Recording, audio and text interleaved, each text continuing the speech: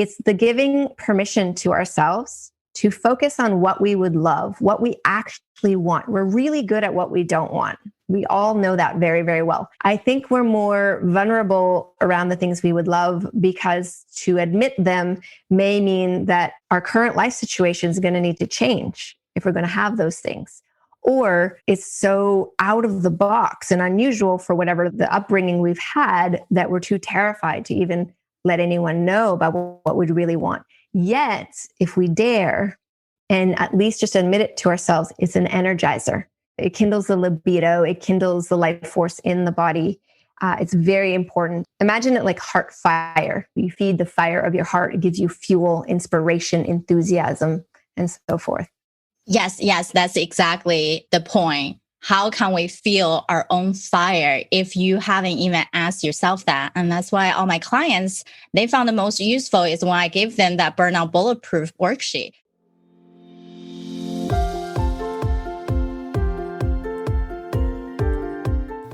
Hey there, my friend. Welcome to the Powerful and Passionate Healthcare Professionals podcast. I'm your host, Sabrina. I am a cardiothoracic surgery PA with a background in public health and neuroscience. I'm also your peak performance coach. I had to say no to working extreme long hours where I was always on call and feeling exhausted, underappreciated, and undervalued, and said heck yes to a life and career that elevates my energy and passion without compromising my health and sanity. Now, I'm among the mission to support ambitious healthcare professional like you with a demanding career to become a confident leader who are living purposefully and fulfilled to truly be both a powerhouse in your career and a passionate person in life. Let's start our journey today. Hi, everyone. This is your host, Sabrina, for another episode of the Powerful and Passionate Healthcare Professionals podcast. And today we have yet another exciting episode and another exciting guest. And she is actually in Barbados filming this with us. So, the internet is awesome. We can bring so many experts on the show and truly create something amazing for you. So without further ado, let me introduce Dr. Saida Desilets. So she is an expert in many things, and she wants to live in a world filled with audacious, sexual, sovereign people living life on their own terms. So Think about that. Set those words in. As a counterculture creatrix and a body of philosopher, she is published The Emergency of Sexual Women and Desire. Her innovative methods has been featured on Dr. Christian Northrup and Dr. Rachel Abrams' best-selling books and is at the foundation of breakthrough research in the field of female medicine. So all the female listeners out there, listen closely today. Saida is renowned for being the founder of the modern Jade Egg movement, has created 8 online courses for greater embodiment and consulting expert for the sexual embodiment app KAMA. So I'm so excited for her to join us today because now, life means more than just work and life, right? Exactly. How do we even define life? And we know really key component of your whole life is 10 different things. And desire, relationship, that partnership is so crucial. And it's not just about having that connection, but also how do you connect with yourself and knowing what you desire, what brings you pleasure. So when we're in a better spot to satisfy ourselves, of course, we're able to give so much more and better. So I can't wait for this episode to start. So please introduce yourself. Yeah, it's such a pleasure to be here and an honor. And I think that this conversation is going to be really fun. It's quick, so I'd love to dive in with whatever you are excited to explore with me today. Awesome. So give us a little bit more background on why picking this field and what was that journey looks like for you? Yeah, so it's not a fun story. I was brought up on one of the most violent Native Canadian reservations. So I was exposed to a lot of violence, domestic violence. Our home was a shelter for abused women. So I got exposed to that at a very young age and understood it. And then I myself ended up being in a rape experience when I was 20 that nearly cost me my life. So I woke up from an emergency surgery and the doctor's like, you've got 2 weeks to live. And so, of course, at 20 years old, that's a bit of a shock. And that shock, however, led me on a journey, and that was a long time ago. So it's been a long 2 weeks. And on that journey, I actually developed a method where not only could I heal physically, but there was a healing also in the psychology and the emotions and the beliefs and all of that. So the method is bringing kind of an embodied psychosexual piece to healing trauma. And yeah, it's been an amazing personal journey. And then for the last couple of decades, I've been teaching all over the world this particular method, and the transformation's been amazing. Awesome. And so when you are having all these clients come to you, what do you think is one of their top struggles when it comes to finding themselves and finding what they need for their own desire? Yeah, I mean, there's many, but I think the predominant one you could say is that most of the clients I see are women. And for a lot of women, they're socially conditioned very quickly out of even trusting their bodies, of trusting their pleasure, trusting their arousal. So even though it can show up as I don't orgasm, or I can't keep a boyfriend, or my husband has had an affair, or whatever the issues that have come up, or even post certain surgeries because they've ended up with imbalances from, so much pelvic tension, etc. The main part that I help women with is to come back into a relationship where they can trust their body and start having a healthier, more vibrant connection with their body. And very quickly, what's incredible about that is things that are out of balance will come into balance, relationships shift, pleasure activates and opens up. So I've just found that it's really crucial to rebuild that trust in our arousal, our desire, our pleasure, and all the sensations that come with that. Yeah, that's amazing. I think one thing with all of us, doesn't matter if you're a high functioning career woman or someone who focused on your family and what your own inner circles. We all have different sabotaging tendencies that stop us from focus from within. Now we can say, hey, there's something else that we tied into our identity. And therefore that external piece of you become the driver instead of thinking, what do I want? Who am I as a person? Have anybody even asked me that question? Or have I even thought about asking myself this question? Because most of the time it's tough, right? Do you believe sometimes it can be hard to even know what you want because we can easily say what we don't want. I fully agree with that. And that's actually why I wrote the book Desire, is to give a broader range of desire so that we could start understanding it more as a force of nature. And we could start understanding the value of it, that it's almost like a trustable compass and how it gets hijacked. This is very important. But what you're speaking to here really excites me because it's the giving permission to ourselves to focus on what we would love, what we actually want. We're really good at what we don't want. We all know that very, very well. I think we're more vulnerable around the things we would love because to admit them may mean that our current life situation is going to need to change if we're going to have those things. Or it's so out of the box and unusual for whatever the upbringing we've had that we're too terrified to even let anyone know about what we really want. Yet, if we dare and at least just admit it to ourselves, it's an energizer. It kindles the libido. It kindles the life force in the body. It's very important. Imagine it like heart fire. You feed the fire of your heart. It gives you fuel, inspiration, enthusiasm, and so forth.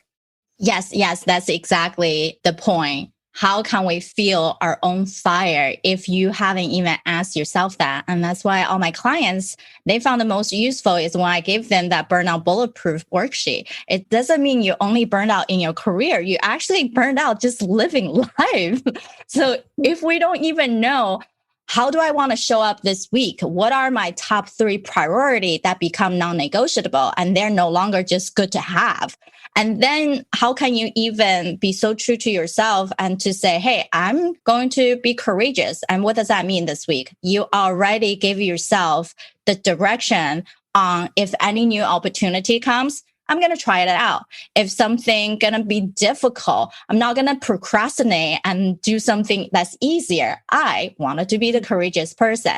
So in the sense, what we want out of life, take that courage, take the knowing of fear of, I don't know if I can get that desire, but I still willing to take smaller steps to try that. So we're not feeling that maybe I'm not good enough to have it, or maybe I'm too good, but then I'm doing so many other things. Maybe this is not the most important thing. I agree. I absolutely agree. And I think that when we were talking about courage, I call it daring. We all come from those who dared. The ancestors who didn't dare didn't make it. So we have that in ourselves. Unfortunately, though, modern humans have a huge issue with apathy. It's like we were just a little bit dead in our heart. We're just like, maybe because of all the stress, and we don't explore pleasure enough. And then the second part of that is leaning into what we would love is not a common conversation. It's way more popular to complain and to focus on what's not working and all of those kind of habits to create connections socially. So at first you might feel like you're a little unpopular.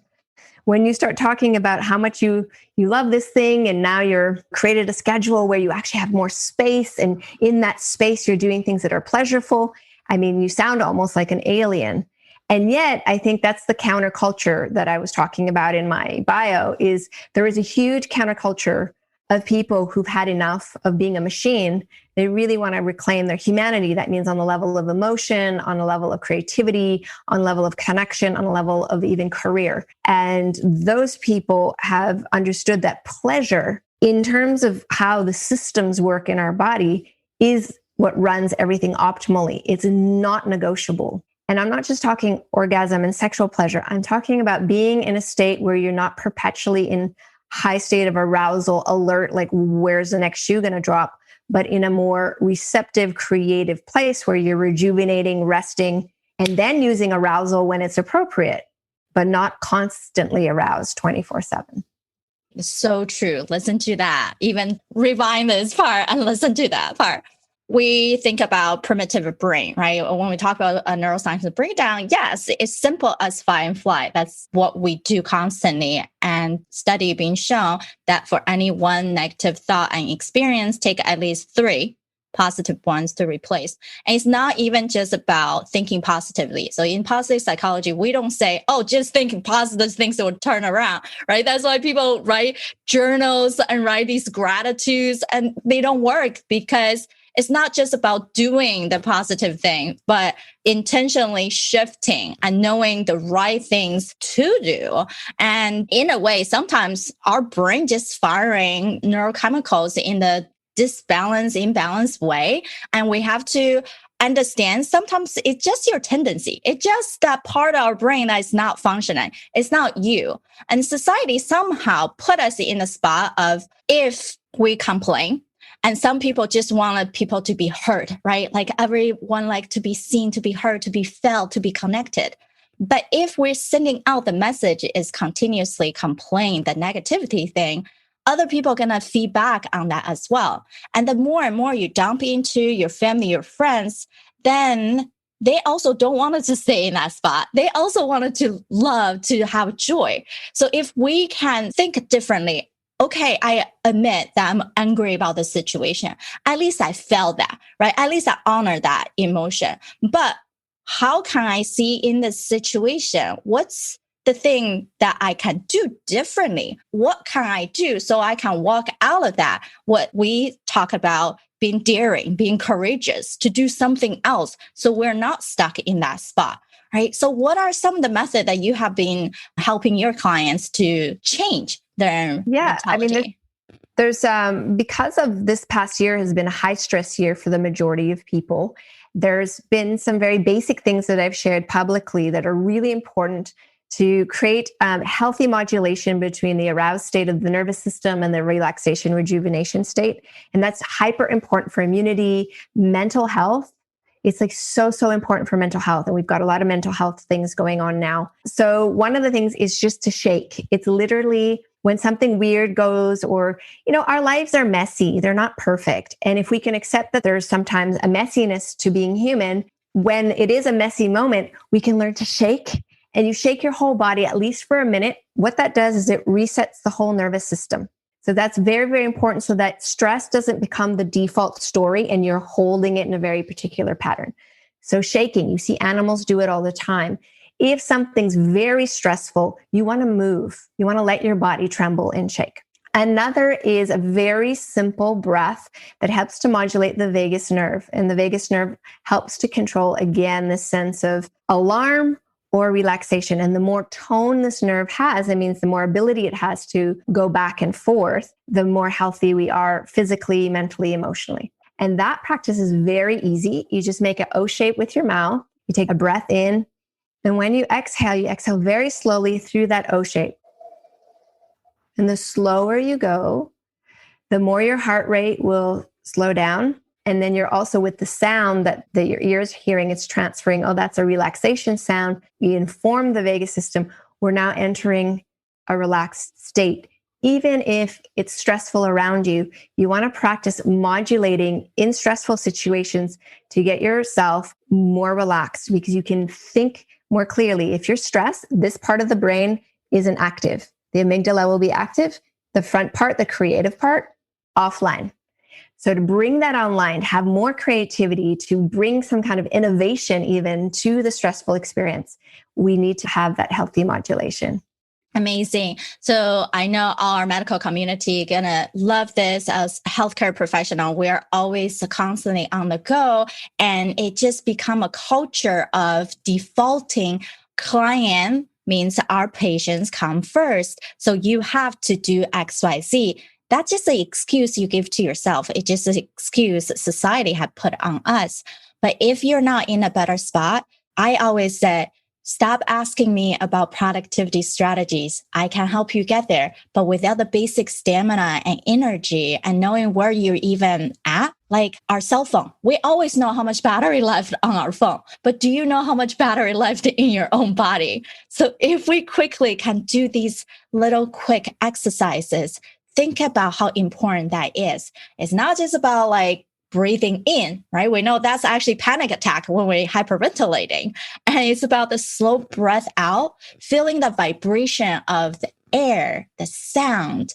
And so your body is more aware of itself and empowers you to be in the better spot. So I love this topic, and we can talk about this like endless. So definitely would want you to come back for another episode. So I know people is going to want to hear more from you. How can they find you best? Yes. So for professionals, I am on LinkedIn. So that's a good place to find me. Also, dareyourdesire.com is the link to my website. And the book, desirethebook.com, is another place to find it. Because I think no matter where you're at in life, it's very important, like you said, to have this reclamation of our personal space, of our health, of our vitality. Because why are we rushing into ill health? The majority of the doctors I consult with are not very healthy, and yet they're in health care. So that's kind of interesting. We're not modeling, we're not very embodied in the very thing that we're attempting to support with.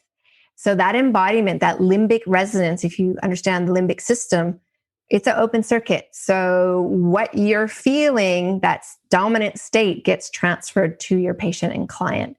So if you're wanting to really help people, the dominant state in you, if hopefully you can self-induce relaxation, presence, connection, even if there are lots going on, you'll be way, way more effective. We've seen healing reduced by 50% post-surgery when doctors and patients are made aware of the simple breathing process. I mean, it's really amazing. Just that connection with the body improves healing tremendously. Exactly. That's the amazing part. And that's why I even teach people, if you want to get more things done with less time, you actually need to reset yourself throughout the day. And that's why I teach my 2-minute exercise. So people can actually grab that at sabrinarumback.com/energy. Before we wrap up, I always ask our speaker, we are experts in our own field. But it's hard to be expert in everything. But that's okay, because we're human. Doesn't matter if we're doctor, nurses, PAs, NPs, or a professional entrepreneurs. We can all know ourselves better. So then we can make our whole world light up more. and leverage on the strength and seeing what can be the potential killer in your harmony. So Dr. Saida, when you saw the assessment and look at the result for the first time, what were some of your impressions? Anything you would change? Anything surprised to you? I think I wasn't surprised because I do a lot of self-analysis and I do a lot of that self-inquiry work. That's the big part of my work. However, I really appreciated it because I also think these areas can fluctuate. There's times in our life where we're just a lot better at the physical part, times where we're better at the emotional part, financial. And I think for me right now, it was very clear. It's like, oh yes, I could use with a little bit support in terms of the next iteration of my business, for example, and where do I want to go? Because I've gotten very comfortable. And so through the survey, it's like, oh yeah, there's some room for growth in that area. Even on a personal level, there's room to grow relationally, which has been a challenge this year, but a very good challenge. So that was really lovely. I actually think the more honest we can be about also the mess, the more free we are, because then we can get creative about it instead of feeling like we shut it out and push it away. And then it becomes this big mess instead of just a small thing. So I think assessments are very useful to catch things before they become a huge problem. Yeah, I so appreciate you giving us your honest opinion. And then I think the same way. You actually become the better person through the mess. You always feel better once you get onto the other side, not sitting here where we are feeling like, I just want to complain about it. But despite how much we're going to complain about it, we're still having the problem until we trust our gut and just go for it and think about be more exploratory on what life could be. And then actually take that tiny steps. So I so appreciate your time. And I know everyone would love you as well. Everyone, please leave a review on iTunes so we know exactly how much we can further support you and how much you love this episode and our featured speaker. Appreciate all of you for tuning in. Until next week. Bye-bye. Bye. All right, my friend, how did you love this episode? Make sure to subscribe to our show so you can continue to build your positive intelligence for that beautiful mind of yours to live powerfully and passionate. I know this is just the tip of the iceberg. You probably have a lot more questions on actually how do I implement those things into my own life? Well, this is the solution. Joining us inside the private Facebook group, go to facebook.com/groups/powerful passionate, where I go live weekly to answer any questions that you have and continue to put more resources for you to help you to get to that point. You can be both powerful and passionate, where you're no longer working on any mundane work and truly focusing on the things that matter. You can be both powerful and passionate, where you can overcome any mental roadblocks keeping you from success. You can be both powerful and passionate, where you feel energized from the moment you woke up to the time you go to bed. Join me, and together we can create a life where you can be both powerful and passionate.